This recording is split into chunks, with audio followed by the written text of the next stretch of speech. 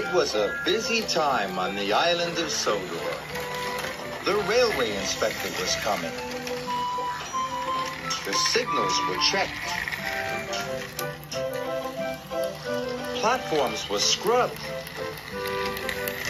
Everyone wanted the railway to look its best. At last, the big day was here. The railway inspector arrives today, Sir Topham Hatt said. What's a railway in spectacles? Percy asked. Railway inspector, Gordon huffed. He comes to look at the railway every year, said Thomas. He checks everything is spick and span. And this year he is to give a special prize to the best engine, added Sir Topham Hatt. So I want you all to look your best. A special prize, puffed Thomas. I wonder if we could win, asked Percy. Puh, Gordon snorted. He's bound to give it to an express engine. Or one with big wheels, said Emily. I think he'll give it to a red engine, said James proudly. Don't listen to them, puffed Thomas.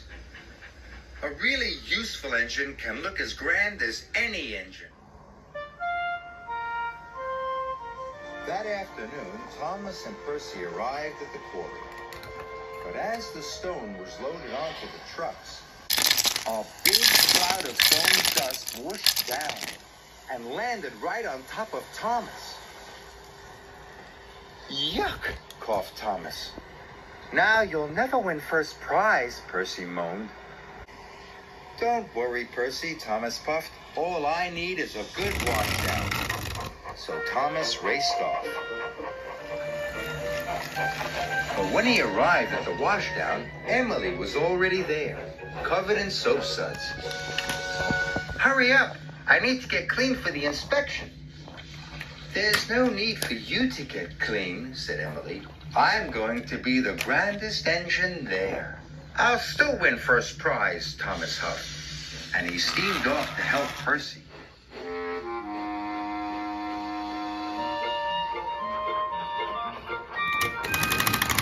Thomas and Percy pushed across the countryside.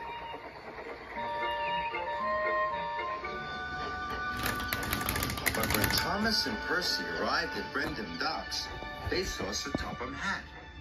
He was with the railway inspector. Oh no, puffed Thomas. The railway inspector. But I'm still dirty. So Thomas raced back to the washdown. When Thomas got to the washdown, James was already there. I'm going to be the shiniest at the inspection, James sniffed. There's no point in you even being there. This made Thomas cross. He wanted to win first prize more than ever. But James's red coat did look very shiny. I hope my blue coat can look as shiny as James, Thomas puffed to himself. And he steamed back to the docks.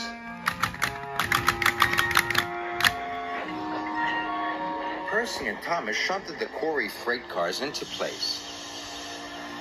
When they had finished, Percy was dirty. And Thomas was dirtier than ever. So they raced to the washdown as fast as they could. This time, Gordon was there. All done, Gordon puffed proudly. Thomas thought Gordon looked splendid. Then James and Emily pulled into the station. They looked splendid too. Emily's wheels looked shinier than ever, and James's red paint sparkled in the sun. Now Thomas was worried. There's no point in going to the inspection, Thomas puffed sadly. We'll never win. Of course we can win, Percy puffed. We just need a good clean. Percy and Thomas were covered in soap suds. They were scoured and scrubbed and brushed and buffed. Percy loved being washed, but now Thomas was sad. He thought he would never look as grand as the other engines.